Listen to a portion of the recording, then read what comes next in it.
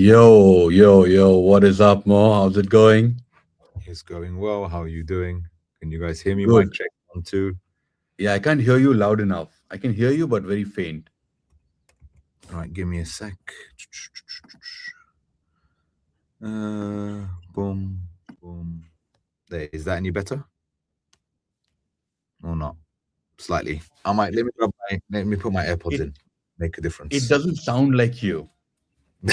Does it not? Cool. Yeah. Let's try this.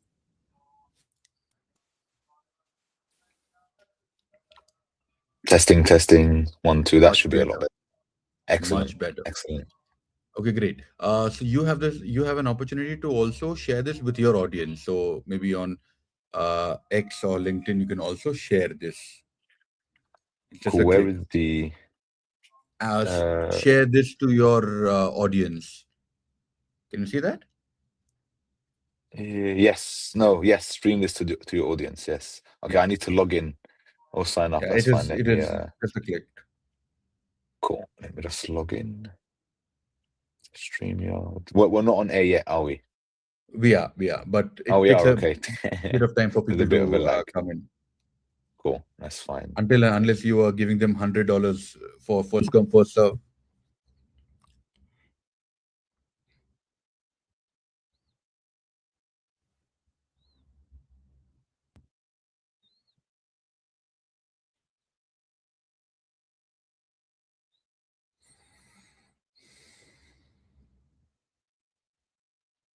Mo is coming back. Oh, he's back. He's back. Yes, sir.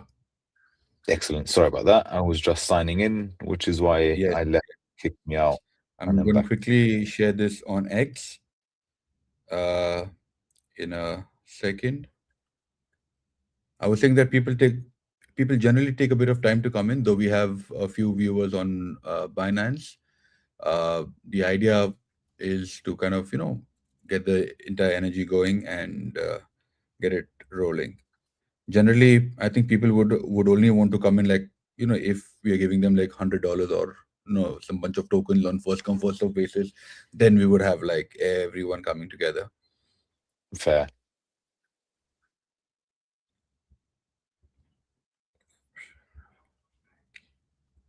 Okay, so we are live on X, and we are also live on Mo's X. We are also live on LinkedIn. So just in case if anybody wants to share and show us some love, this is your time. And I'm also going to be sharing our conversation on X.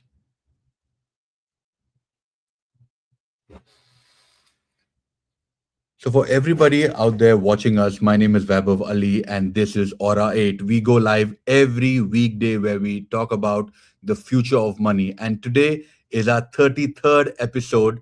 And I'm glad that we are celebrating the 33rd episode with a very dear friend of mine, Mo, who is now heading Animoca Labs and the force behind HelloMinds.ai. For the guys who are wondering what is HelloMinds.ai, it's an agentic AI. Now, agentic AI and a chatbot AI is world apart.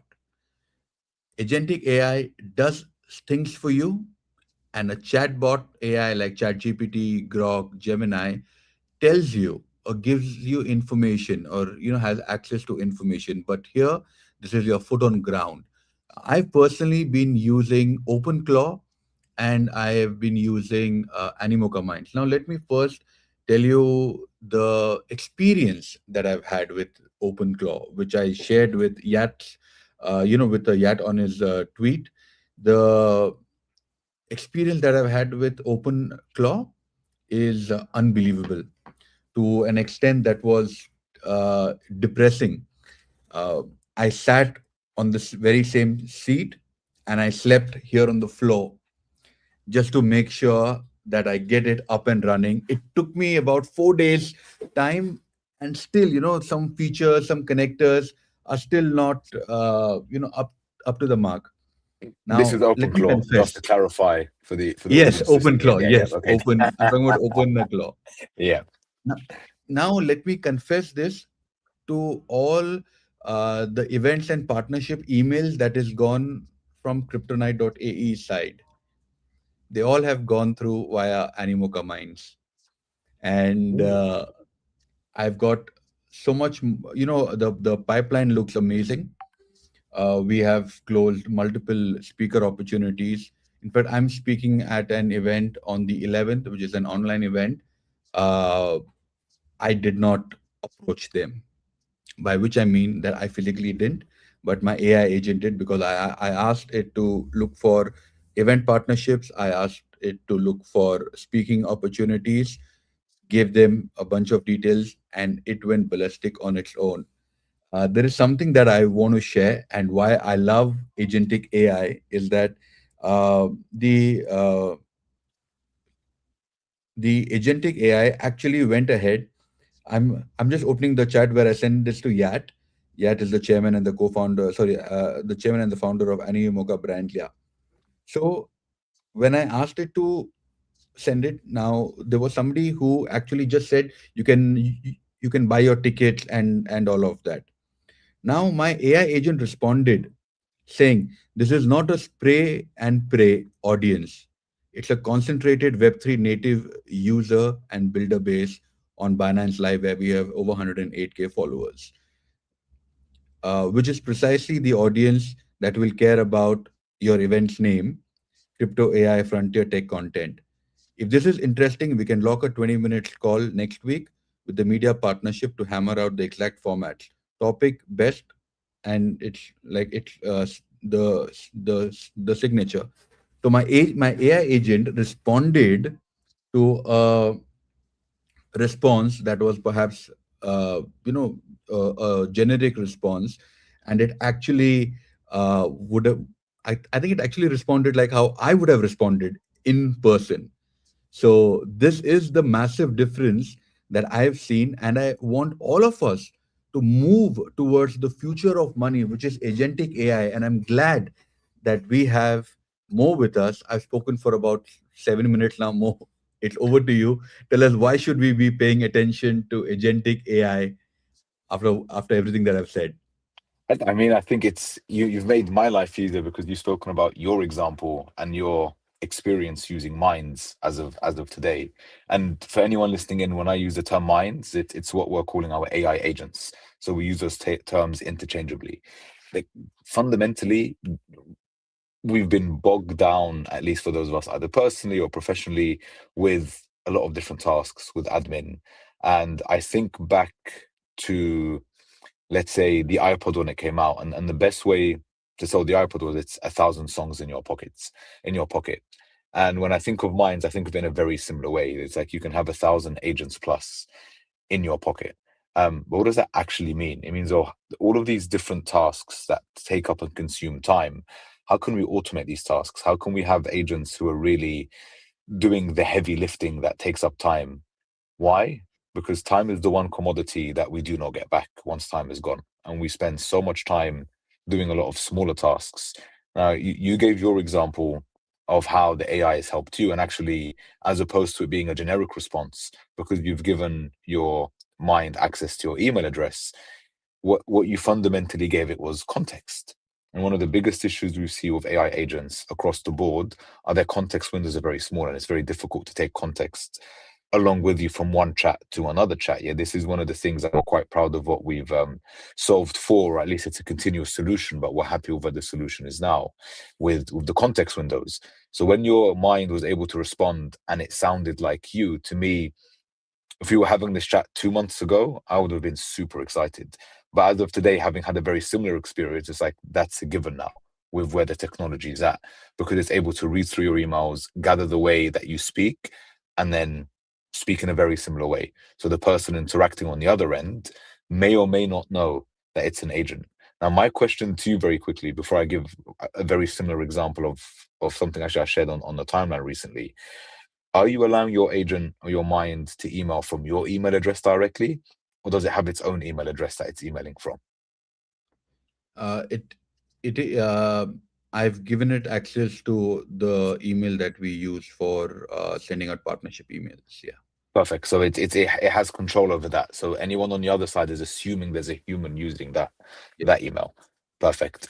So I'll give you an example of mine. I was asked. I was in Paris last week, and I was asked to moderate a panel around AI with some very eloquent speakers.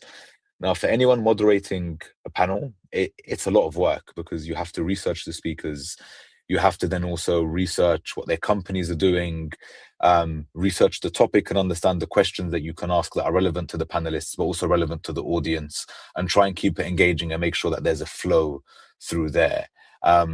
If at least someone like me, if I'm going to do something, I want to do it properly versus just do it half-heartedly. So what I did was I set up a mind called Joanne. Why Joanne?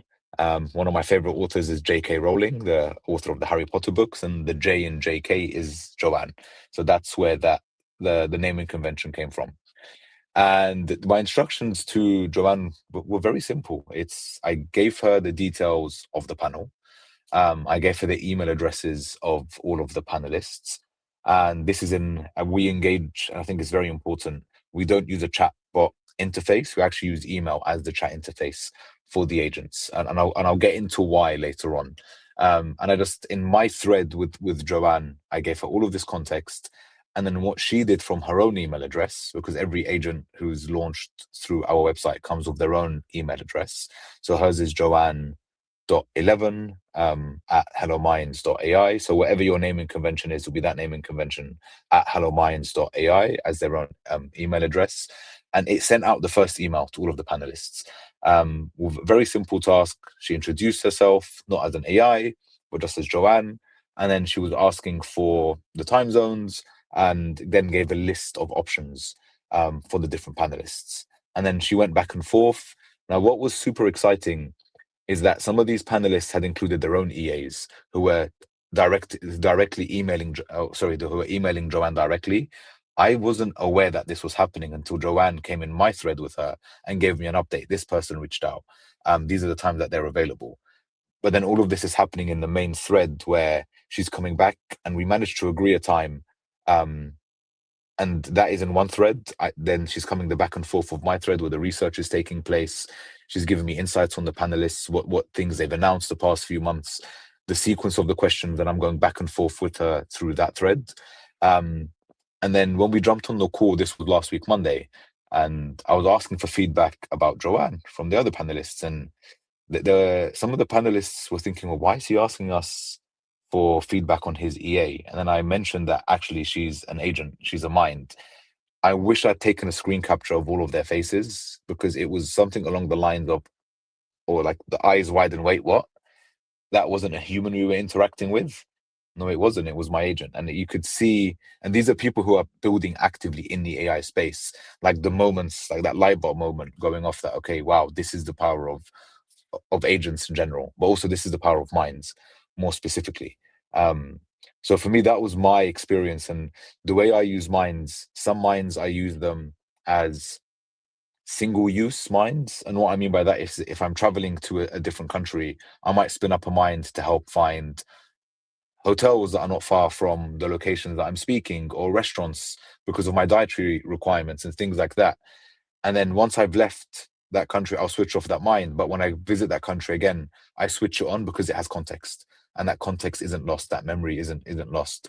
Or, excuse me, I have always on agents, and these are the agents that are like my chief of staff agent, for example. Or I have another set of agents that go through all of the call recordings and help me with my prioritization.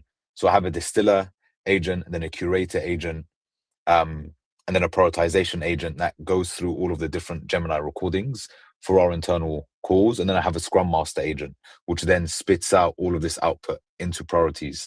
And these are my always on agents, or a selection of. Well, maybe I'll pause there, because it says, or maybe to take a step back, what we're building is an operating system, if you like, for the agentic future. And what we need is people coming in and building with the mind that we have, based on pain points, real life pain points that they have. I'm very curious. Unfortunately, I've never got a chance to ask this, that from Web3 gaming to NFTs and now agentic AI, what is what is Animoca Brands trying to achieve here? I think what we've always tried to achieve is just taking technology in a way that's user friendly to the masses. This is why when you spoke about, let's say, NFTs, well, you didn't say metaverse, but when the metaverse was one of the big standouts in across 21, 22, that was something that was easy to understand to consumers. Because it was an extension of what people were used to in terms of gaming, and we'd seen different films coming out, like I think it was Ready Player Me and so on, or Ready Player One, sorry. Um, and then when we talk about the transition from gaming into AI, how can I place it? The AI is a technology, and what's important isn't how the technology works, at least for the end user. It's more what's more important is the convenience that people get. We live in a society where people pay for convenience, but also where there's network effects. I remember when TikTok was launched, um, there was a lot of marketing dollars spent on bringing in your Paris Hiltons and other big names to then start converting their audiences to TikTok until we had critical mass within the platform. You can even go further back at looking at the launch of platforms like YouTube, for example. YouTube, when it first started, it wasn't the platform that it is today. It was in an era where a lot of founders or a lot of businesses were brand new to making websites, and it was very expensive for you to upload and host your videos online. So YouTube actually offered that service free or heavily discounted. So that became the user onboarding mechanism. And then once they hit critical mass, all of that content was flooded on YouTube. And then now that you've got creators, you have viewers that were able to add in ad revenue, which generated a very nice flywheel between creators and viewers, albeit the platform takes a big margin there. And with Minds is very similar. And as an evolution of what Animoca is offering, it's more the case of where is the technology at today, and also how can we offer this as an experience, so to speak, in a way that in a way that's user friendly. And like our North Star internally for Animoca Minds is radical user friendliness.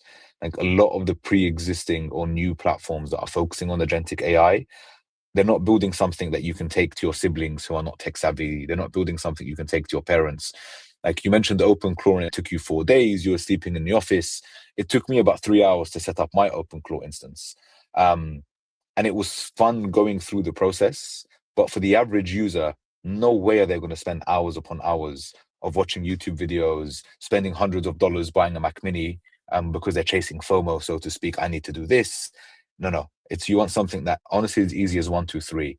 I log in, I select the agent that I want, I name it, boom, I'm ready to go. Like we talk about clicks and the number of clicks to set things up. For us, it's how can we minimize that from the moment you hit the website until you're able to launch an agent. So the normie comes in and it's like, okay, not only is this easy to set up, but once it's set up, there's actually value coming back.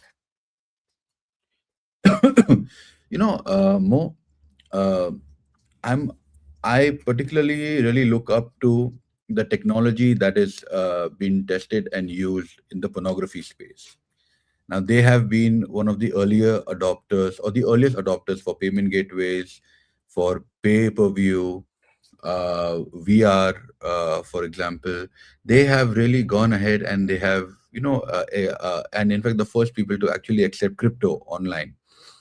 So like someone said in our live earlier, unfortunately, I don't remember the name, that internet pornography was the stress test for internet. Yeah. It kind of really tested, have streaming videos online, doing payments, pay per view, and all of that. What is the stress test for agentic AI? What do you think is that? Well, for me, it's when we talk about full automation, it's more around the access you give to your agent in terms of your finances. So, does my agent have access to a wallet if I'm in Web3, or if I'm in Web2? Does it have access to a card where it's able to spend from? I think that's one of the big aspects that does need to be stress tested, because that's when you can truly get the full end-to-end automations. Again, I know that's something we're working on. There are others working on as well. And then also as time develops, when we talk about memory, we talk about context. How can we stress test that over time? I think that's another important one, because what we're seeing, at least with early users of OpenClaw, at least my experience with it is, as the context window continues to grow, the agent become less effective. over Yeah. time because there's too much context there. So I feel that these are two aspects on the security side, but also on the context slash memory side, that's important to, and this will always be stress tested. I think we'll hit a minimum viable acceptance of what memory looks like and what security looks like with caveats in the same way we did with crypto. But we've also, looking back at crypto, we've faced adoption friction points because of the limitations of security or of having to save your 12 words in a seed phrase, for example. Like I was speaking to someone in Paris and they had saved their 12 words under their floorboards in their apartment. They'd moved to a new apartment. Someone had come in and redone the flooring. And the guy was like, I've gone and asked the guy, can we rip up a few floorboards to see if my seed phrase is still there? That's the friction when we talk about security in crypto. So it's how can you obfuscate that friction away? Again, coming back to radical user friendliness, that's not a user friendly approach, but it's a necessary approach because we say again, not your keys, not your crypto, so to speak. But for the average user, none of that makes any difference whatsoever. It's more the case of how can I sign in to my social login, if it's with Google, if it's with something else, and then I have access and it's easy to use. And also my friends and my circles are using it as well. I think they're the core parts when it comes to adoption. People don't care about the technology it's built on. They care that it works and their friends are using it. And then there's that maybe social attachment to it as well. Let's talk about the bubble, right? We have seen the NFT bubble, we have seen the internet bubble. Uh, I'm not sure if we have yet seen the crypto bubble, though we have spoken about it. But since we are talking about AI, when do you think the AI bubble, like, is it going to burst? Because everything needs like everything is a bubble at the start. Though we know it for a fact that how we use internet, and we could never even think back if we didn't know history that internet bubble once bursted, right? We like if there's a Gen Z listening to this, he would perhaps ask, what is an internet bubble? What do you think about the AI bubble? Are we seeing the AI bubble bursting? The reason why I ask you this is I was reading somewhere that guys like Claude and the guys like ChatGPT, they are actually burning money per user. They're not making any revenue per user, right? So the amount of money that they're burning and the amount of funding that is going through in this space is like you have been in crypto, I've been in crypto for a while. We have never heard those numbers, but in this Yes. AI space, when we are hearing those numbers, is it scary? Is it like, what is it to you? I think when we talk about the bubble, and I think you hit the nail on the head, it's in terms of funding and the amount of money being poured into an industry, like that's the bubble per se versus the application of the technology. So when we had the dot-com bubble, it was again companies raising ridiculous sums of money at very high valuations. And when the bubble burst, it was that funding dried up, and there wasn't as much funding available. And only a few of those who had been funded are still around today. For early internet users, for example, again, who remembers Ask Jeeves, for example? That was the number one search engine back in the day. It wasn't Google, it wasn't Yahoo. I mean, Yahoo was up there as well, but it was Ask Jeeves. But now we're in a place today where I think Google, YouTube, TikTok, I'm not sure the order, but they're the top three search engines. Um, so when we talk about the AI bubble, it's more around the funding and the money available. So we had OpenAI raised at just over 900 billion valuation.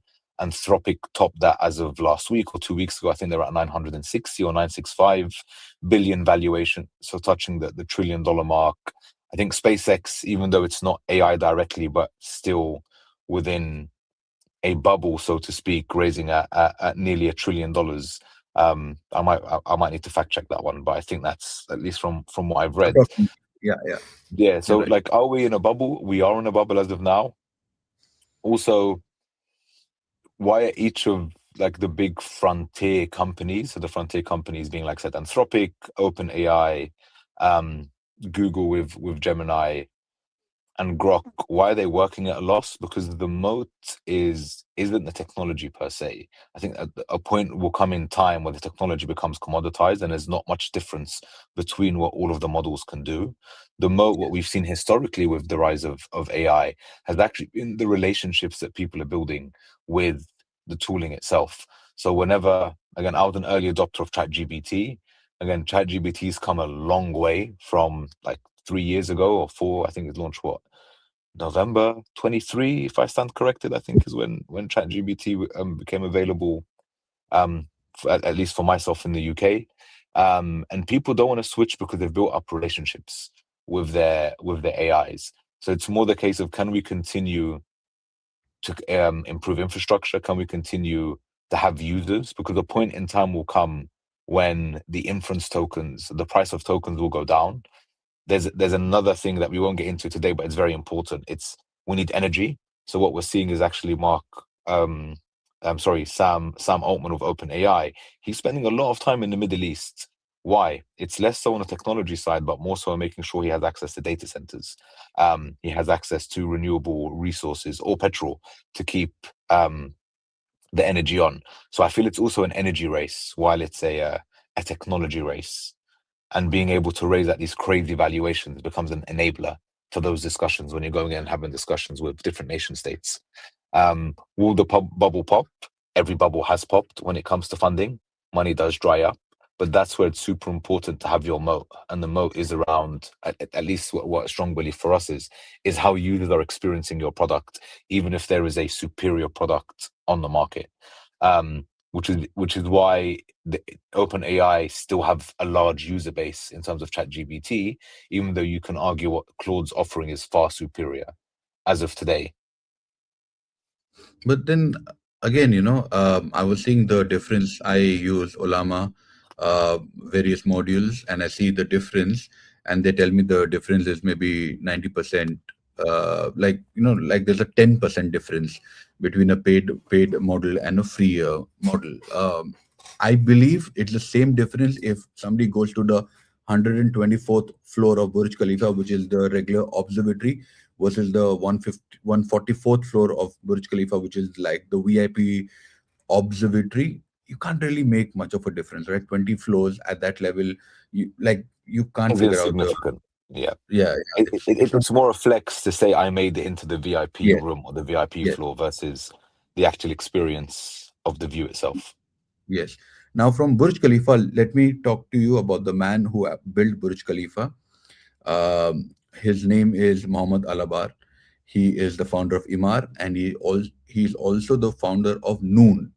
So if anybody has been in Dubai or in the UAE, we are absolutely relied on Noon. Noon is our version of Amazon, and great deals and stuff.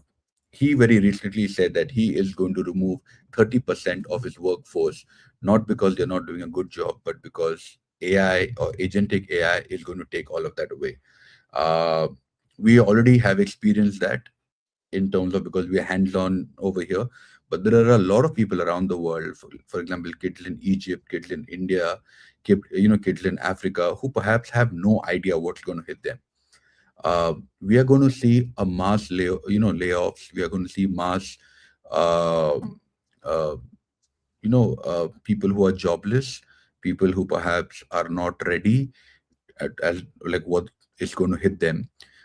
How would you tell them to be ready? See, you and I both have kids. Our respective kids are in London and in Dubai.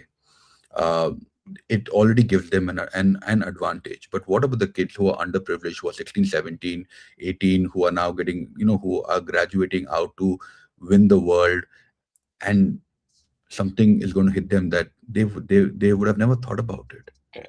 So before I answer that, because it's a very interesting topic, AI is going to take over, it's going to take all of our jobs, etc., etc. I think one thing that we're seeing now, that a few businesses have taken those steps, is what happens when your monthly token allocation runs out. Because it's a bit like saying, okay, I've hired someone to do a job, and the amount we pay them per month, they've done work up until 2 weeks in that month, and now we can't pay them anymore. That's what's happening with agents today.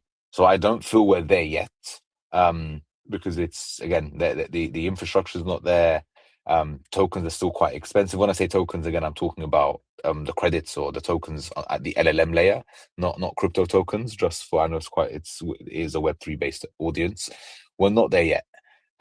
Yes, whenever Anthropic, at least over the past 3 or 4 months, have made an update to something in their operating system and they've shaken up a market, we've seen the likes of Salesforce and others lose millions, if not billions, off of their valuations.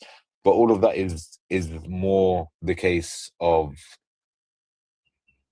the news impacting price versus the actual layoffs that are taking place. And have they done layoffs? Yes. I don't think we've seen the impact of those layoffs as of yet, because an employee will be there. An employee will be there after they've done their 40 hours a week. No employee will say, I've done my 40 hours. You have to wait until next week for me to carry on working. They'll continue working if it's 60 hours, 80 hours a week. Whereas if we're doing it from a token perspective, what happens once those tokens or those credits that you've purchased have run out? So I feel that there's still a debate there and the technology is not there yet in terms of AI is taking over. In terms of like coming to the question, what advice is there for kids? And I think this isn't just for kids, this is for adults as well.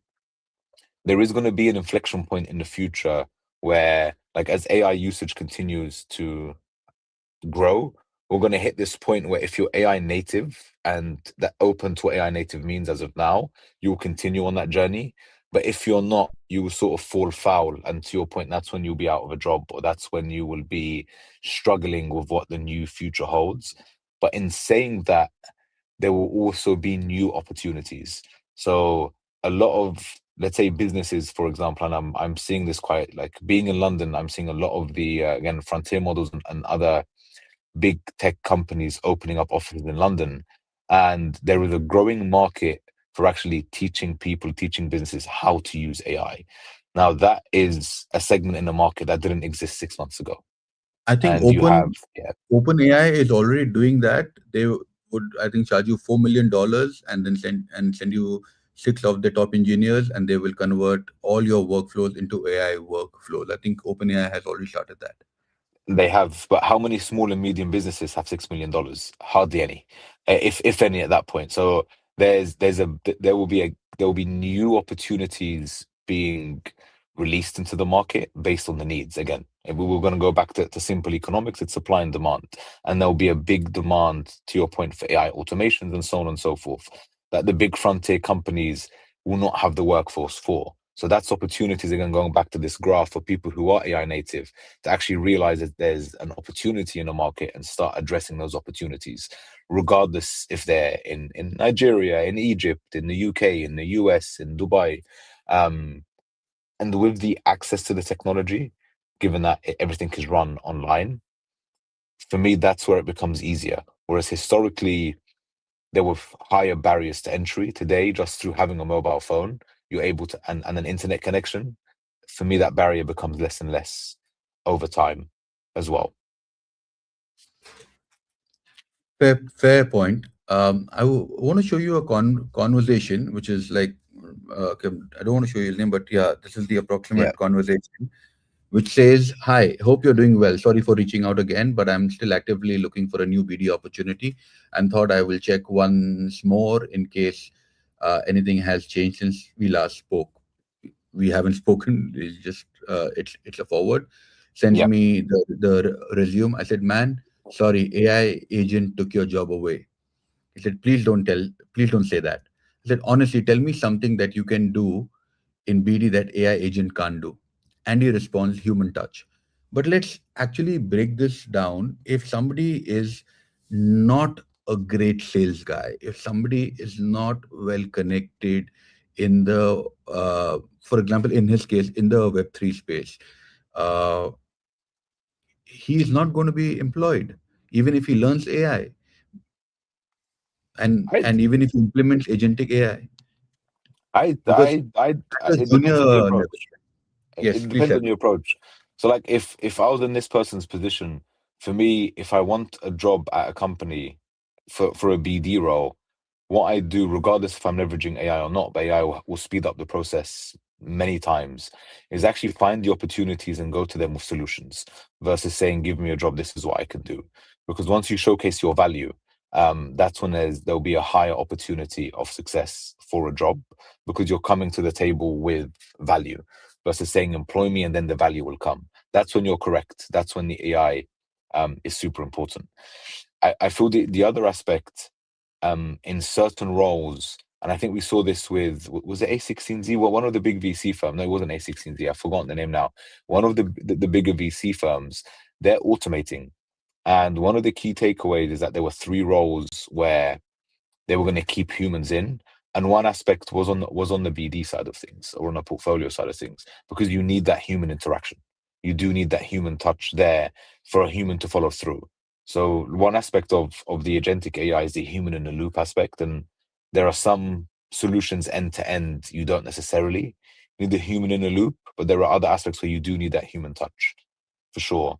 And I feel for BD a lot of the time, maybe not for origination, but for actual application or pushing a deal through, it's built on trust, and that trust can only come from the humans in the loop. So I feel that's the other side of it.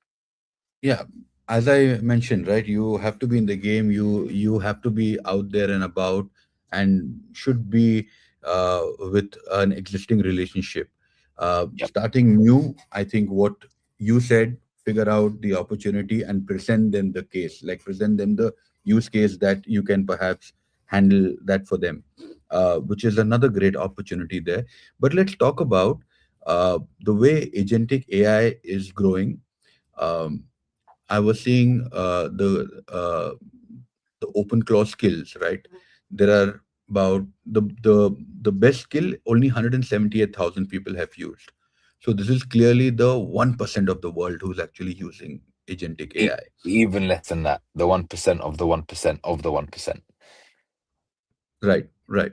Um, you know, what do you think for agentic AI to be mainstream, right? What would it take for my agentic AI to talk to your agentic AI and to figure out a date and time that works, where you and I don't have to figure out, how many followers I have, what value I'm going to bring in, and then what value would you get, and Monday works or Thursday works, 8 p.m. works or 4 p.m. works. The back and forth that Yep. we would go through. Agentic AI would take care of it. When do you think that's going to happen? Because we have spoken about it in the past. Yep. Um, I think that is possible between, like, maybe you and I. Uh, very very much possible between you and I. But what about the other guys? Or my question. I'll rephrase my question. When do we see agentic AI being mainstream, like we see USDC going mainstream with guys like Facebook and Y Combinator giving out their grants on USDC? Honestly, I think that becomes the UI UX question. It's less so when I think the technology is there. And the example I gave for anyone who's tuning in with one of my minds or agents, Joanne, she was able to book everything end to end with the panelists for the panel that I was moderating last week. So can we do it? We can do it from today. Can I do it with someone, to your point, that I don't know as of yet? Probably not, because those people, there was a circle of trust, if you like, and there was a reason for us to meet. Um, when will it be adopted? Honestly, that depends on how we're distributing the technology. If we're going to distribute it in the same way to crypto by saying, here is the technology and here is what it does for you, I think we'll hit a lot of friction. If we take all of that away and just focus on the user experience and focus on the value it brings to people, I feel that's only when we can get adoption. So it's less so on selling the tech and more so on selling the experience and the value add. And I don't feel we're far away. Well, I honestly don't feel we're far away from that. Like What's your by the end prediction? of this year, by the end of this year. Yeah, I think there's a lot of people going for this. By the end of this year, we'll start to see more adoption. Again, when we talk about what's the metric for adoption, is that 500 million users? And this is for agentic AI in general, not just Minds or OpenClaw or Hermes or any of the different solutions that are out there. So my question back is, what is critical mass? What does adoption look like from a number perspective or a range of users? I've But lost in you there. terms Okay. of, yeah, no, I'm back here. In terms of having a front end that works, so when I say front end that works, think Instagram, think Facebook, think WhatsApp, think something that's user friendly. Again, I download Instagram. I have no idea how it works on the back end. I download Amazon, and you mentioned Noon. You mentioned Noon in the Emirates. I download Noon because it solves my problems. It gives me convenience, and I know that anything I need is there. Now, do I know how the supply chain works? No. Do I know where these things are being sourced from? No. There's a lot of things I don't know. And from a user experience standpoint, most users don't care. They just care that I've I been hit click and it arrives within 24 hours. I've been saying the same exact thing to hundreds of Web3 founders, to hundreds, at over 70, 80 events that I've spoken at. And there is one thing that I've mostly repeated always. First thing I've always said that community before the product, so you can test it out. The second thing that I've always said, and I still believe it, is what you said. Shit, It, I'm forgetting the point now. yeah. Yeah, that the user doesn't care on what technology your app or your DApp is built on. Nobody cares. They just want their work to be done. They don't care if it's on blockchain. They don't care if it is on Java or React. Nobody cares. Yep. And in fact, I've even said that to founders of one of the top 10, 15 uh, project guy, because he was asking, oh, so and so for the, the users need to understand this. I said, I'm sorry, the users are extremely lazy. The See, me as a user and you as a user, we have never thought, how is Instagram taking my comment and posting it to you, right? So I 100% agree with you. Let's talk about some of the use cases, uh not just being a VA, not just being uh, like a junior dev or a junior BD person, but tell me something that that you are really looking forward for, that AI agent would do, or you know what? In fact, let me rephrase this question. When do you think we would see a one-person billion-dollar company only based on agentic AI? Interesting. I think that I've seen a few tweets or a few posts going around about this. I honestly feel in the next couple of years we'll see it. Probably not this year, just to hit that number is quite challenging. But the technology is getting better every day. Some point in 27 or 28, we'll hit that, and then it just becomes a case of how many like solo founders or solopreneurs, as we call them, can start hitting some of these crazy milestones of being able to hit like 10 million ARR as a single founder, or 100 million ARR, or a billion ARR, to your question. So I think over the next 18 to 24 months, we'll start seeing a lot more of these founders, or single founders, or a single human in the loop, if you like, with AI doing all of the heavy lifting. And the way agentic AI is working, what do you think agentic AI can't do properly? Something that it can't do properly. Now, I have my own experiences, but I would like to know from you. That's a loaded question because it depends on which rabbit hole I dive down. Um, I think context is still a big issue. Context and memory, as we touched on, I think earlier, is very important, and there are different solutions that are out there. The human element, I feel, is very important, especially if there's like something that's customer service based. Just having an agent that responds with a chatbot functionality is not fit for purpose. I also know, as a user on the other side, when I go through one of these chat solutions, I end up being quite frustrated because I don't get the answer I need, and it's very difficult to speak to a human from that No, no, perspective. I'm talking about agentic AI. I mean, even on the agentic layer, hallucinations is a big one. So that's the issue. What else?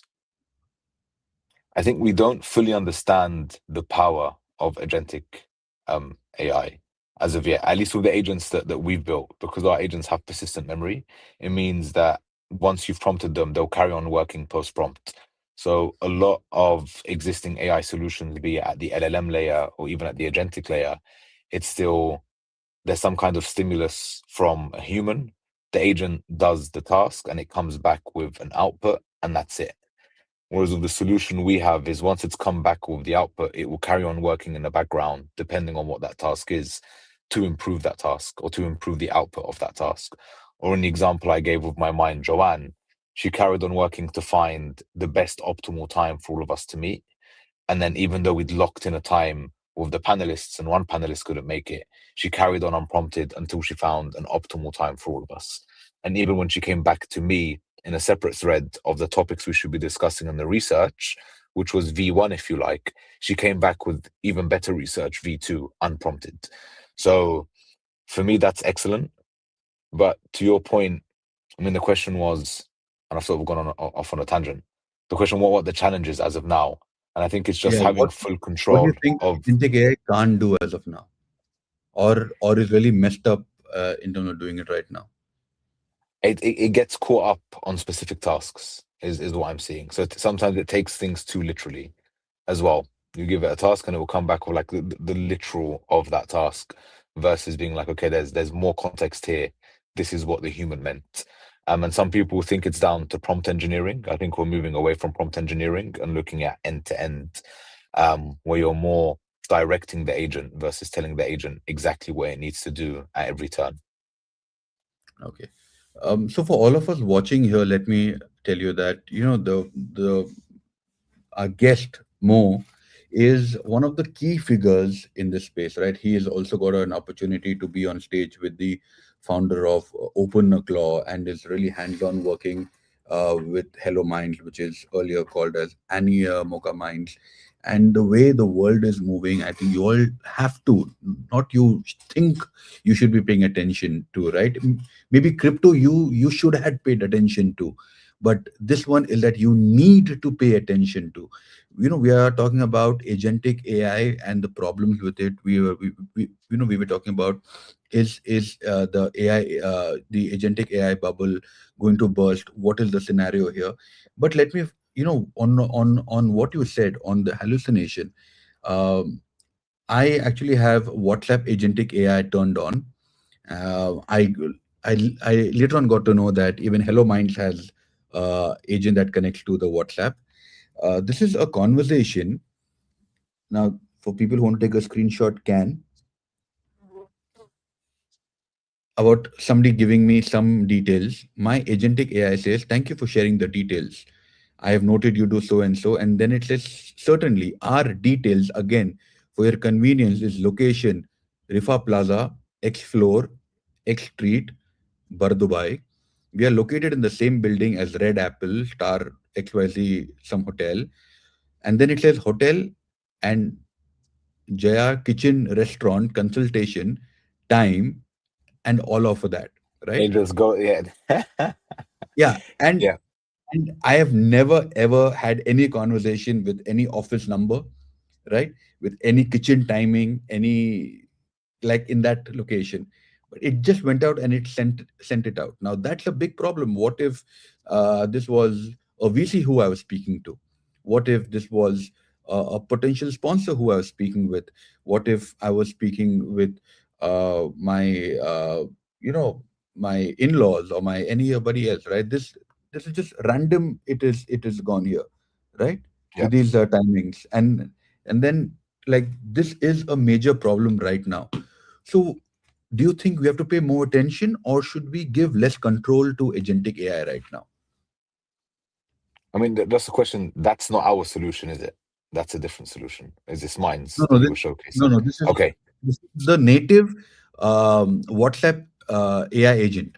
Sorry, this is the native Uh the, the, agentic the, AI the, the of WhatsApp. okay, so this is Meta's agent basically Yes, yes, in yes, play. yes. Okay. Okay, I think Yeah. the context is important there. But I think it's exactly that. It's the context. So something that's been a common theme throughout our discussion is context windows. And clearly that agent didn't have the right context window, which is why it's hallucinated. But really the deeper challenge we have is the way we've constructed these LLMs. And we've tried to base their output, again, it's non-deterministic, it's probabilistic. What does that actually mean? It means it's predicting the next word in a sequence to form a sentence or an output based on what the human input was. And this is where it gets super interesting. Humans have the ability to lie. We choose not to lie, and if we're not sure about something, to say, I don't know. But what we've seen with a lot of the frontier LLMs is they actually don't want to come back with the I don't know aspect. What they do want to do is give you a full experience. And that's where a lot of the hallucinations come in, where they just make stuff up. I've experienced it. I think all of us have experienced it, where an LLM or an agentic AI comes back with something that it hasn't done, or something that's completely irrelevant. Um, so how much do we give? It comes back down to training your agents um, over time. It's a bit like, again, you mentioned earlier, we're both fathers. Am I going to give the keys to my car to my 8-year-old son to drive? Probably not. I'll be a bit crazy to do that. He won't be able to press the pedals and see where he's going at the same time. And it's similar with an AI agent. Would I give an AI agent the ability to do things, given it doesn't have the context, it doesn't have the skill set to do them as of yet? And we forget that sometimes. Sometimes we're so wowed by a lot of the FOMO on the timeline that it's just like, okay. And we saw this a lot with OpenClaw in the first few weeks as well. I did this with OpenClaw and it generated that much returns. And for some reason, similar to crypto, it's always linked to money. It's always linked to, I was able to do this and it made me this much, or it saved me that much. And So we're not there yet no, so all as the an videos industry. that we see, saying that OpenClaw or Claude made me 10,000, $20,000 while I was sleeping and stuff. Uh, as someone who is active on social media, that's myself. Let me tell you that most probably it is all a clickbait. It takes time, 100%. Yeah. right? It takes time, it takes effort for the context to be right. uh, and if they don't say that OpenClaw or Claude made them $10,000, you are not going to click on that video. I know it because thumbnail is also a science. There's a hook that is why you watch the entire video. So don't fall for those right now. Take agentic AI slow. Give it as much as context as possible. The more context you give it, the more you are going to be in that ecosystem. Something like what Apple has, something what Samsung has. It kind of gives you the entire ecosystem, and then it kind of connects. Now we are 8 minutes left, and the reason why I've kept this for the last is that let's build an AI agent. Can you do that for me, like on an open browser? Yeah, yeah, absolutely. So let me just pull up the site. And and the reason why I kept this as the last segment is because you will see how easy it is to actually create a mind. And I'm glad that the new UI UX is so much better.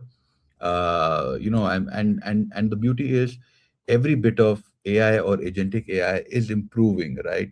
If something perhaps didn't give you enough context earlier, now it gives you all the context that you need. Now we are on the screen, and as simple as You that. can see my screen, correct? You So can, yes. again, Not you hit not just me. Everybody else can see your screen too. perfect. So you hit hellominds.ai.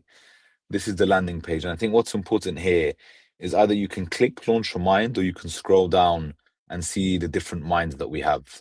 Now, if I'm thinking of this as a game, we have easy mode and maybe hard mode. Easy mode is looking through what we call our single click minds. So these are minds that we've optimized for um, based on, again, some of the initial outreach or the initial usage that we've seen.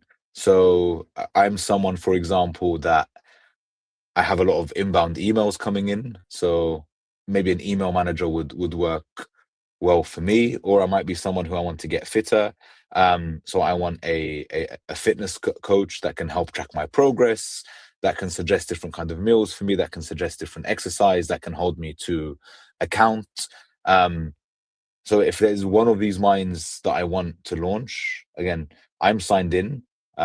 So I did say it's easy as 1, 2, 3. Step 1 is done because I've signed in already. Step 2 is I'm going to click here. I'm going to give my mind a name. Okay, fitness coach. What do I want to call my fitness coach? I want to call him Max Payne. Um, Rocky. Okay, Max Payne. Okay. Max Payne. Oh, okay. And here you can see, I can zoom in. The name is available.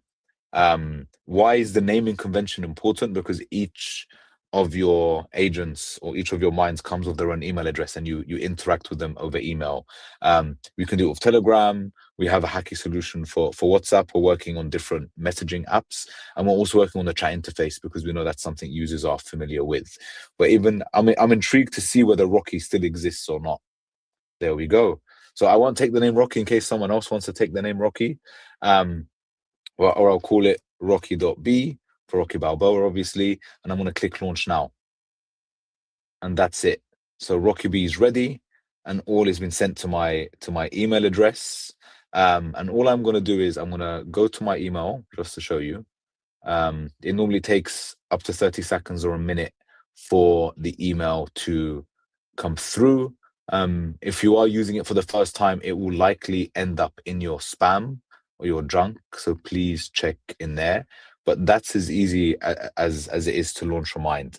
Now, before we go into my email to have a look at um where Rocky is, and I've lost the tab now. Here we are. If I can't find the mind I'm looking for, here it says looking for customization, start a mind here. And all this will do once I click this, okay, I can't find the mic I'm looking for. We have a concierge service, so you can actually tell us what kind of agent you want.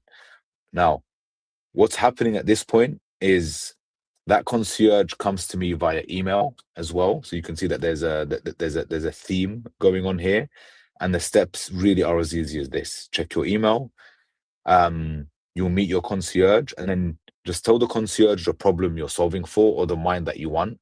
And sometimes it's one back and forth, sometimes it's two or three back and forths, and then that concierge will generate an agent for you based on your need. So this is more hard level or intermediate level versus easy level of a one-click mind. So I should have 2 emails in my inbox now. Let me just go back into that tab and see where You they know, are. while he's Yeah. doing this, let me tell you guys that his agent is already created, right?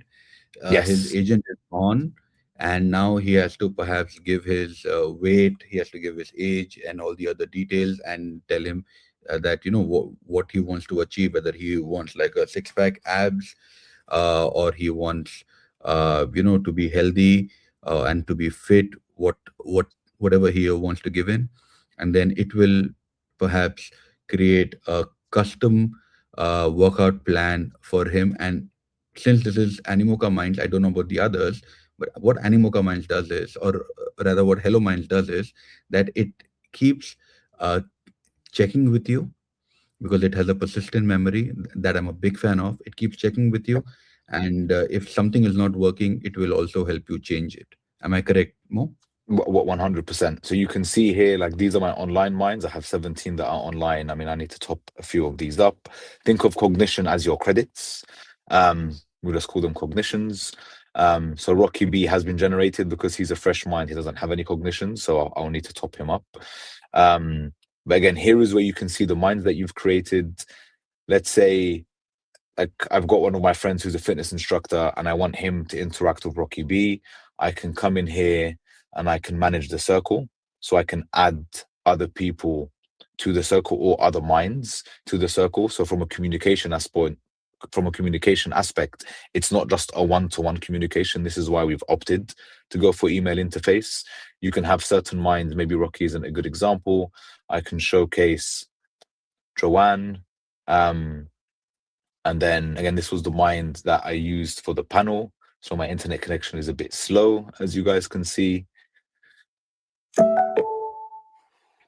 What No, happened to London's internet connection? you don't want to know. Like living in a supposedly developed country with this bad internet is not good enough. There we are. And you can start to see here the different connections that Joanne has. She's connected to 13 different humans. And these are different humans that it was discussing with from the panel. So if you look through my tweets, you'll see all of these names as panelists. And others were EAs, and I'm using Joanne as my EA. So the previous mind EA that I was using, I've discontinued her, and I'm using Joanne. But you can see who the connections are. You can manage the circle. Again, we call them circles of trusts. I don't want to be releasing people's emails, but again, this is where a lot of the management comes in. I know we're at time. I'll come in. I'll quickly change to my email. So this is Brooks. This is specific to the concierge. So like, hello, I'm Brooks, your Hello Minds concierge. I'll guide you through creating a digital mind. I need 3 pieces of information. So it's asking for name, purpose, and personality. And really the core part here is the purpose. Like, what do you want that mind to do? And then all I'm going to do is hit reply, and then I can start filling in details. And then normally there's a back and forth, and then Brooks will generate the mind for you into email as well. And Rocky dot B will have arrived in my inbox in a very similar fashion, and then I can start interacting with him here. Or if I really want to do it via Telegram, as of now, I can go back to the dashboard and set it up via Telegram to interact. Again, something to emphasize, we are still in open beta. So the product is in a good shape. It's not the final set. We're not in full launch as of now. And something maybe I will share with the audience members is that we are giving out free cognition, so free credits as of now. So if you sign up, your first mind that you sign up with comes with free cognition. The following, I need to check if the update's gone through, but definitely the following two minds, once you set them up and you start interacting, will come with cognition as well. We're extending that to the first 5 minds. I think that went live over the weekend. I need to double check. I'm just going to, I realize I've stopped sharing screen. I'm going to share I screen did. very quickly Okay. because what we also have is, let's go back here. What we also have is a referral mechanism. So if I go to my profile, I go to referrals. Again, you have a link. You can share it with your friends on WhatsApp, on Telegram, on X. And the idea is what we want to be doing is gifting people with more dollars in cognition so they can continue using their minds as well. So the more friends you onboard, you can then get more cognition, more credits to continue using minds for free as well. So please, what we're really looking for are some interesting use cases. We also have a $10 million fund from Animoca brands and partners that's focused on funding different interesting use cases you have to be building with Animoca minds. We've already leveraged $1 million of that into Superior Trade, which is looking at taking the whole end-to-end process and having a mind trade on your behalf. So there's lots going on. But I'll leave it Are there. you I doing, know we're a few are minutes you over doing time. similar?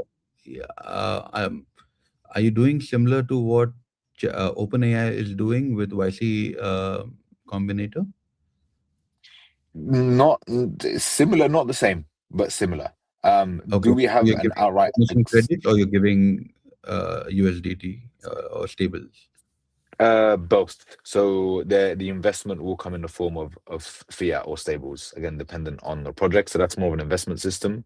And then if you are someone building with mines, we do have a builder chat. So just check our X handle, Hello Minds, or just type Hello Minds into Twitter, or into X, join our builder chat. And we I think very soon we'll be able to offer more free cognition for builders. I know the team is working on that as of now. And It's a question of when that will be ready. yeah, and by the way, let me tell you another use case that happened with me. So Yat sent me some credits, and I opened a new mind and I called it the bank and I told it that do not spend this until unless I tell you. And I added a couple of skills, I think, which Yat had told me back in the day, so it doesn't keep burning on its own. Um, but it actually burnt all my credits. And then I told that mind that, hey, I think you cheated me because I clearly told you that you shouldn't be doing this. It took a while. It came Yep. back and it said, yes, you are right. I did this by mistake. I will refund the entire cognition credit to you. So the beauty is that these minds have a brain of their own that you can talk to and you can reason it out, because I had given them clear standing instructions that do not Yep. use it, but it did use it. So I was thinking that okay, how do I talk to him, or how do I talk to the mind? And I How do you just hold thought, it to account? Yeah. yeah. So I said, hey, I feel you cheated me because I told you not to use it, but you used it. And then you know that's the beauty of agentic minds, because it has a reasoning power. I'm sure you would have seen a few tweets earlier where people said, hey, I've given my agent $10,000. You can It is up for grabs. Convince the agent and it'll give you the money. uh, so these are few ways to kind of go ahead and increase the popularity. And just one last thing before we leave is that since we mentioned TikTok in the beginning of a conversation, the founder of TikTok says that he will not give his children social media, or TikTok for that matter. uh, Steve Jobs said he would never give his kids an iPad. Would you give your children agentic AI now or not? like my kids are what, 8, 6, and 1. Probably no, not yet. I mean, again, it depends on what the user interface looks like and how they're engaging with it.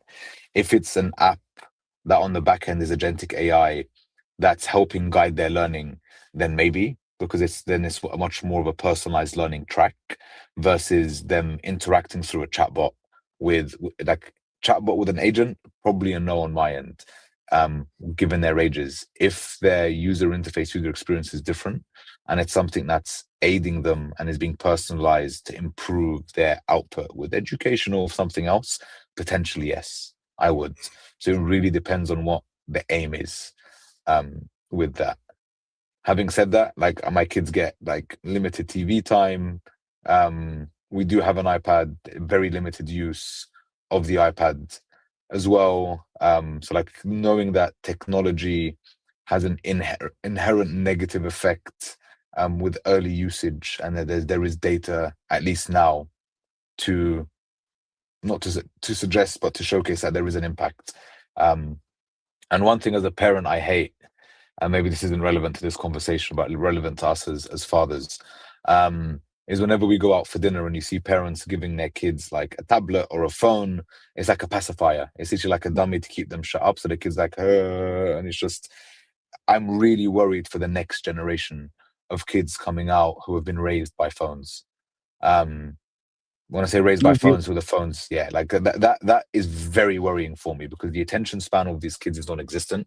I was reading a study as well, maybe a few weeks ago, that I think like kids born post, or like I think it's the Gen Z generation. It's the first generation to have less intelligence than the previous generation.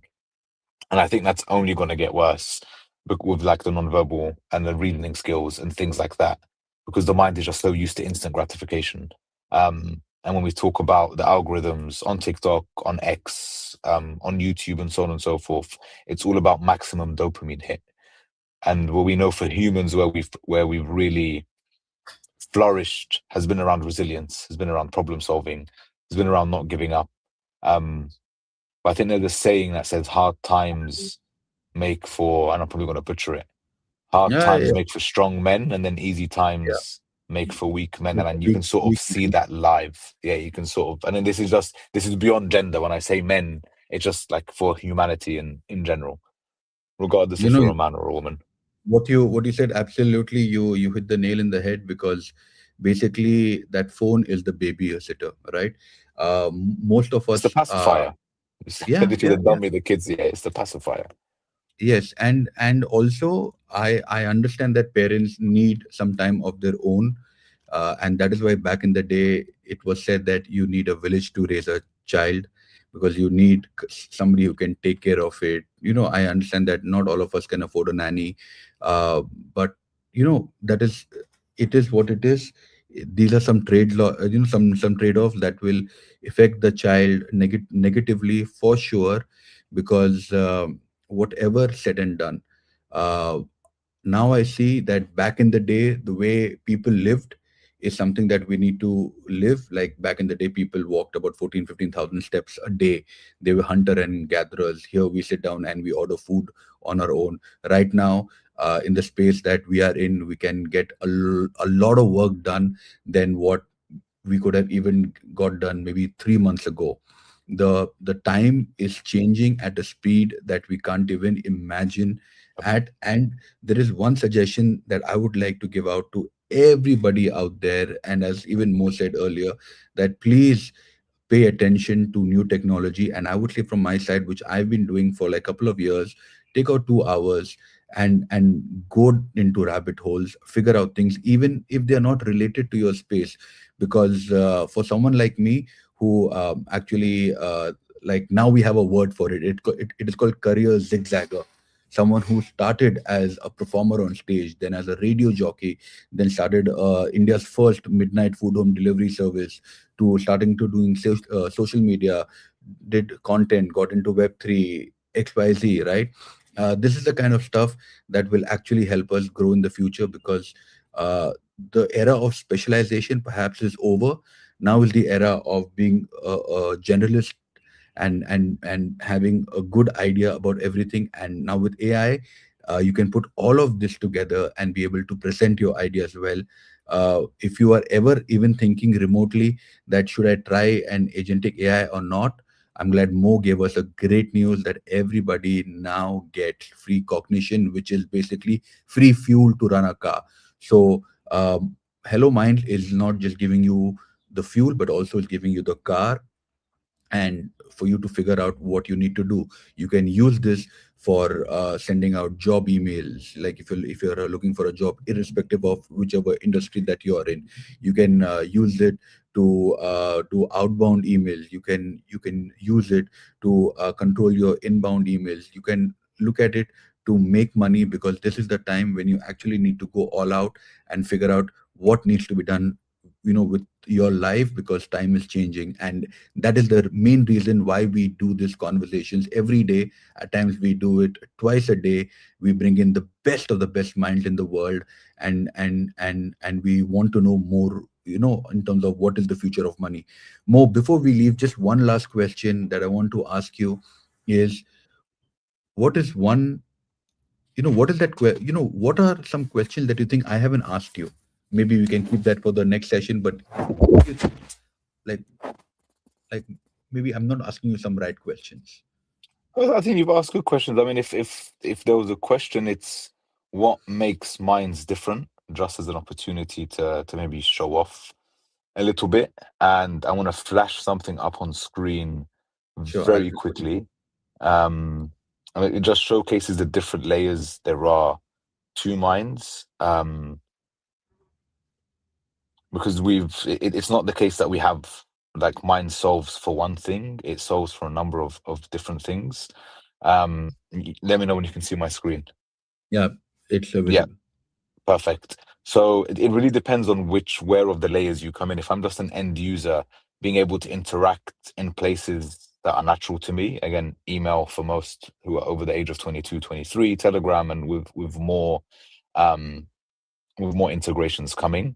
We've spoken about each mind is persistent in terms of the memory, but what we actually mean about the persistence is that the mind continues to work once it's come back with an output. That's something we're optimizing for, because in some instances, once you have your answer, you don't need a better answer. But in most instances, when an AI, be it an LLM or an agent, comes back, there is always a better answer out there, and our minds continue working to optimize and find the best answers.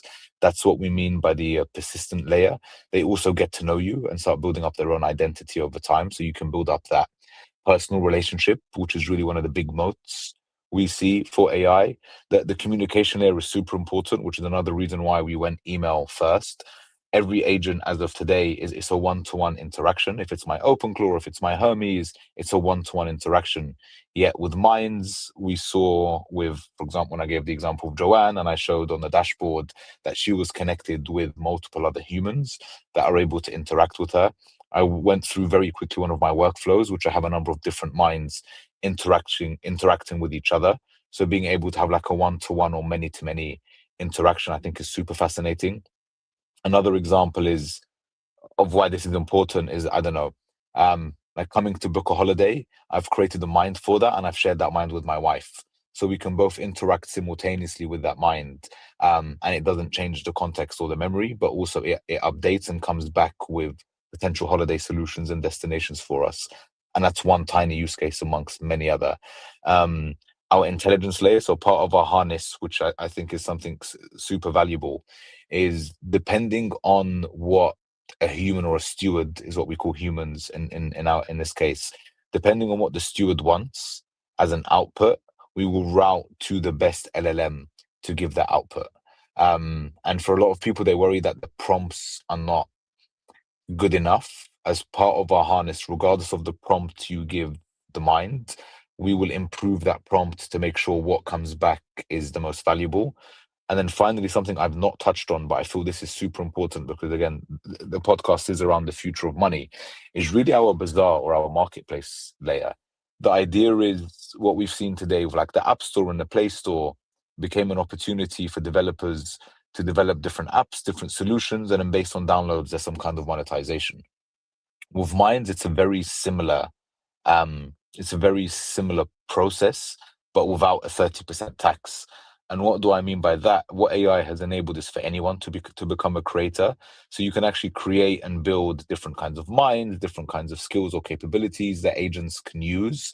And whenever someone leverages one of those minds or skills, because we are built leveraging blockchain technology, we are leveraging X402s on the back end as well, there's instant monetization that happens to the creator's wallet as well. So if I don't know, you could be someone in, you've mentioned about like your midnight food delivery service in India. I might be someone in India.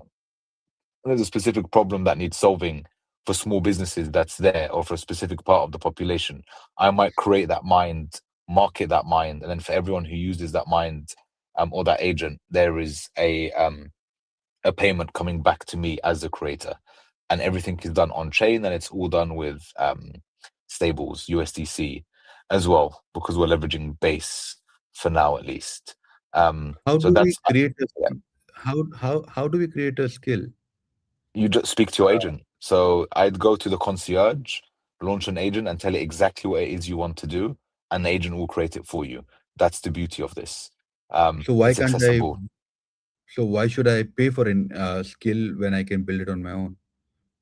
Convenience. Why do people pay? Why do people go to the coffee shop and pay $4 or $5 to buy a box of sliced mangoes versus paying $1 to buy a mango and slice it themselves? For convenience. I want something out the box that works. Again, radical user friendliness. So that for builders, that's a great opportunity to come in.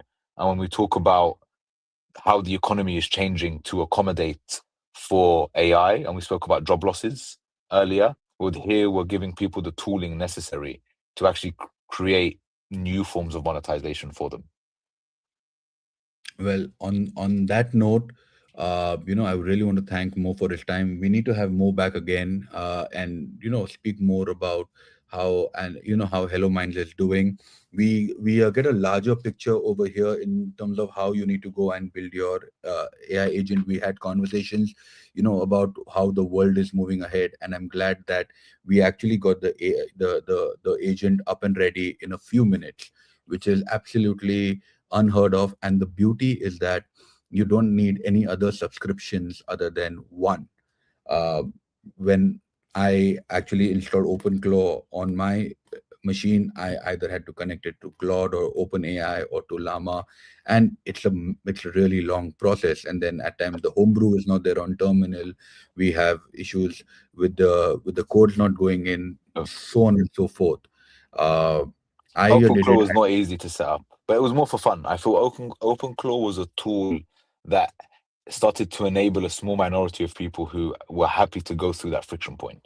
Um, Is Minds made for the open claw users? You can argue maybe not, at least for the 1% of the 1% who fully understand how to use it, but it's made for everyone else. And I realized I didn't share Rocky coming back. So here is the response I got from Rocky, just very quickly. My personal fitness coach is going to keep me accountable, schedule and remind me, nutrition guidance, is going to be encouraging, nudge me when I slip up, not here to lecture. And then again, it needs some information. And at the beginning, as we start to build up more context, Rocky will get better and better at guiding me to reach my goals. So I just wanted to show that for the sake of completion, that is there. But on that note, I know we can go on for ages and ages, but I'm being pinged because I'm late for meetings. But this has been fun, and definitely let's do it again. And for anyone watching in, guys, please mess around with mine. There's so much we can do with it. And just DM me, let me know what you're building. If you go to the main handle, join the Telegram group, let them know what they're building. Sorry, let them know what you're building as well. And then we're looking to try and spotlight as many builders as we can, to try and reward as many builders as we can. We're just looking for cool shit and cool use cases, because there's so many options of what can be done. And we're only scratching on the surface with some of the one-click minds that I shared, for example. And it's built, why are we using blockchain technology? Well, blockchain is an enabler, and it also allows for ownership and providing that provenance. So we can see who created what when and make sure that they're rewarded accordingly. So we are a full stack. And earlier you'd asked me about like Animoca brands, and Animoca being a leader in the Web3 space and putting in a lot of resources into AI. I think we'll see some very interesting things coming out when we have a marriage, which is what Minds is, between blockchain and AI, to really empower users. And I'll Let leave it at me that. Yeah, let me tell you a couple of use cases that I'm doing. I have a homeschool, agent that tells me, that keeps a track on my kids. I have an agent uh, where me, my wife, and my nanny are in the group with the agent, and it kind of tells us, if she misses something, she has to take a picture and she has to send it. If my kids are eating, how much are they eating? Because me as a parent, we need to know how much our kids are eating. Are they eating enough? Or they aren't. So all of that is all in an agent right now. I'm still polishing it, but these are amazing use cases that one can use to make the life far more easier. We all are looking for that time where agents do all the work, and then we friends can just catch up and talk about poetry, talk about life, talk about philosophy. That time is not far away. Thank you everyone for joining us. We will be back in the evening with a friend of mine. We'll be talking about security in this day and era. So let's see you in another 4 hours. No, 3 hours, 3.5 hours. Thank you, Cool. Mo. Thank you, Thanks a lot. everyone. Thank you, Bali. Speak soon, my friend.